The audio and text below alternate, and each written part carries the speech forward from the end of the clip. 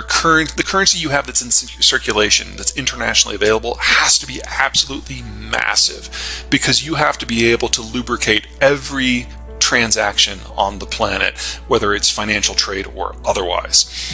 Second, you have to not care at all what happens to the value of your currency on any given day, because if you go in and actively manipulate the exchange rates for trade purposes, say, then no one's going to use your currency because they don't know what it's going to do. It's not reliable. It's not accessible. And that means you can't, as a percentage of GDP, have a very significant trading presence in international systems. Because if you did, you would very much care what happened to the value of the currency. And that means there just has never really been a big competitor to the United States. The closest, wasn't very close, but the closest was the European Union's euro. But then back in the 2000s, when they had their banking crisis, they confiscated insured bank deposits to pay for the bailouts. Now, they had to do that for political reasons, but that meant economically that no one would ever use the euro ever again if they could help it. And as a result, the euro has gone from the #1 trade finance currency to, I think, they're #5 now. So why is everyone talking about de-dollarizing now? Why is this some big concern? Because people are the worst. We always pay attention to the wrong things. This is something that pops up from time to time whenever the United States does something that some country finds annoying, or whenever some country thinks that they found a way to crack the code. It has never amounted to anything, but we'd go through this every 6 to 9 months. So the issue right now is you've got the Brazilian president talking about a BRICS currency, and in the aftermath of the United States doing some pretty severe financial sanctions on the Russians, people are wondering if there's a way to get away. And what's turning out is there's a whole lot of nothing. So, you you just want me to kind of go down in the battery of what's gone down here? Let's do it. Okay. So, at the top of the list, the Argentines say they're all in. And I would argue that you should never look to the Argentines for financial guidance unless you're looking for ways to, do more truancy. The Bangladeshis are saying that they will pay the Russians in rubles for a nuclear power plant that they could never afford to build in the first place. So it was already a dead project. You've got the Brazilians saying they're all on board, but if you look under the hood, you're seeing some very interesting things for the rest of them. The Russians and the Indians actually got into an argument about a week and a half ago about how neither side thought the other side's currency was worth anything, and that dropped the Indians out of the coalition. The Chinese, their first and foremost issue is about making sure that they have full control over their financial system. That precludes the very concept of an open internationalized currency exchange. And even today, with all this talk, they're nowhere near the high level that they used to have for the percentage of their trade that was handled in yuan. They're not even back to where they were before the financial crisis. And so we've got R and C, whose relationship is a tryst. We've got R and S who compete. We've got R and I who don't trade, I and C who don't trust. C won't let enough happen to make anything move, and that just leaves B and S. And color me a skeptic. Look, I think what would you say is the most predominant currency outside of the US dollar that everyone's saying this could replace it? Well, people talk about the yuan, but it will never be that. It was the euro until the financial crisis, and then that went away. The next one down's the pound. And until Brexit is figured out one way or another, it's a non-candidate. The Japanese tried to The Japanese tried to internationalize back in the 1980s and got burned because, like the Japanese, they weren't willing to open their financial sector. And they will never play that role again. So every time we have this conversation, countries are like, we hate the dollar, we want something else, we're going to go try something else. And it always burns them. And then we go back to the dollar. There's certainly been a movement away from the dollar from the time the euro launched in '99. As far as world reserve currencies being held, the dollar went from 71% of all world reserve currencies to now it's under 59%. Where are we seeing the movement away from the dollar go into outside of the euro? Because we know that's the second largest. Those numbers, I'm going to challenge those a little bit. The United States. Okay, you're going to challenge the IMF. Well, remember that a lot of countries don't publish their full currency reserve data. for national security reasons. But if you look at even what is reported, it's not so much that the dollar has fallen a long way, it's that the euro has basically vanished. So it's not so much that we've switched it from the dollar to other things, it's that we've switched it from the euro to other things. And the Japanese yen and the Canadian dollar are probably the two biggest beneficiaries of that. And when we're talking about percentages, and I am going to cite the IMF on this That's one. Fine. Competing currencies, I mean, even if the US dollar is at about a little over 58%, the euro's at about 20%, then the yen is 5.5%, pound 5%, and everyone else is under 3%. So the difference between the dollar and any other currency is really staggering when we talk about the legitimate concerns about moving away from the dollar. I want to know if it's legitimate in what way? Just that you're over-concentrated in a single asset? Is that the concern? Well, I think that this talk about even the possibility of being able to move away from the US dollar, I mean, how could that happen overnight when we're still holding so much more in dollars? It certainly can't happen overnight because there is no alternative. I mean, the only other thing that people toss out there sometimes is gold, but we would need something like 1,000 times as much gold in circulation as we have right now to even try that. It's a volume issue. Yeah. A lot of this conversation, as far as I knew from this recent time around, you say it comes up every few years or so, really happened when the West was levying sanctions against Russia. How does that play into this conversation? And when will these BRICS countries and others try to make a more significant move to de-dollarize when the West is using their financial power to, tell people how they can act? Well, the financial sanctions actually weaponized the US dollar really for the first time against a significant state. I mean, when you do it against Iran and North Korea, it's really pretty small fry. It doesn't matter. Russia matters. And the Europeans made the decision as part of that process to basically make the euro, from a legal point of view, a subsidiary of the US dollar system. So you now have the three biggest currency blocks in the world, the dollar, the euro, and the yen, that have basically moved into lockstep.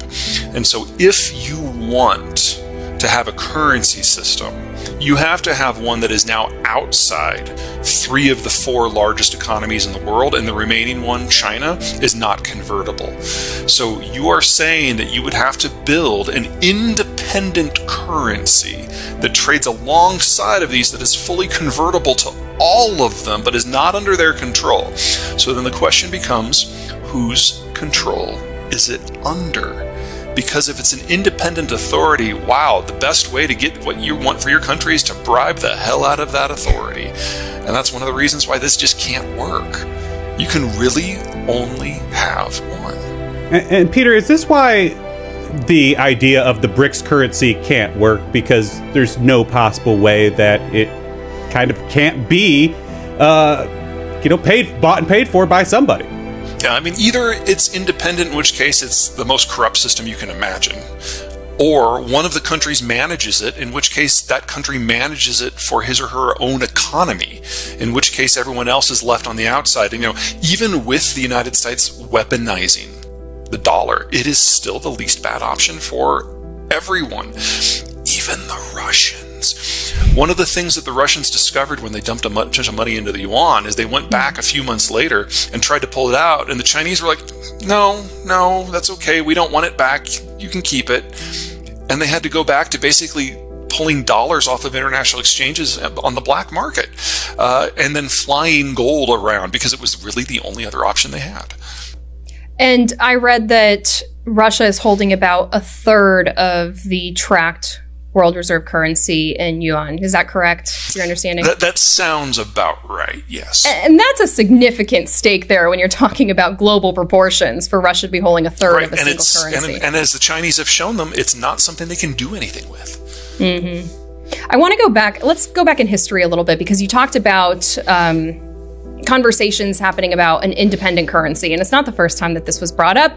I want to take us back to the Bretton Woods Agreement, where that was a proposal on the table, and in the end it was struck down and in favor of elevating the dollar as the world's dominant reserve currency. What can you tell us about that? Well, I mean, that was a really straightforward conversation. So remember the context of Bretton Woods. Those talks began while World War II was still going on. So if the Brits or the Dutch or someone else had tried to stick it to the United States on financial terms, the U.S. could have very easily said, okay, well, A, you clearly can't read a map. So we're just going to let the Germans hang on to that chunk while we work with the rest. So, everyone was going to do whatever the United States said at that deal. And especially since the United States really wasn't asking for all that much, we basically, rather than trying to establish all of Europe and the world as a colony, which is what any of the European powers would have done, we said that we will protect you and we will provide our currency to service your systems, and we will use our navy to patrol the global ocean so that global trade can happen for the first time if in exchange you allow your security forces to be put under ours for purposes of countering the Soviets. So for a security agreement that the Europeans were broadly in favor of in the first place, they got access to the globe without having to have a military, which, it's something that never happened before. And simply having the dollar as the lubricating currency made sense. The only other serious proposal on the table was the Brits were saying, hey, how about we use the pound? But we have to be able to support that because we don't have the volume anymore. So how about the United States lends us all of their gold at 0% interest for 50 years? And we use the pound. And, no one seemed to think that that was a viable option. And the pound used to be the dominant reserve currency right, before this. Because remember, for 150 years, the United Kingdom was the only industrial power. The reason the Brits did so well for so long is they literally brought guns to knife fights for a century and a half. And when you have one industrial power and everyone else is non-industrial, they were the largest economy by far. And so they didn't care what the value of the trade was on any given day. But by the time we got to World War II, those days were long in the past, and the US dollar was really the only option. If we look at the timelines of reserve currencies in history, I would say they average about a century in power. The US is kind of getting up to that point now. So why is it so out there for you to think that another currency is going to rise and take its place? Well, I should say never is a very long time. I shouldn't say never. We're nowhere near it today. How about that? So if you look at the big currencies of the past, first you had Spain, which was basically a metals-based currency based off the Potosi silver mines in what is today Bolivia. And for several decades, the Potosi mine produced more silver than the rest of the world combined. And so we got the worst kind of inflation you can possibly imagine out of that. Silver was available in limited quantity, and so if you wanted to have trade, you had to get silver, which pushed up the value of the currency. But the Spanish were literally mining the currency, and whenever the Spanish had an interest, they would go into a local market and buy up whatever they needed: equipment, steel, ships, men, whatever, to launch wars.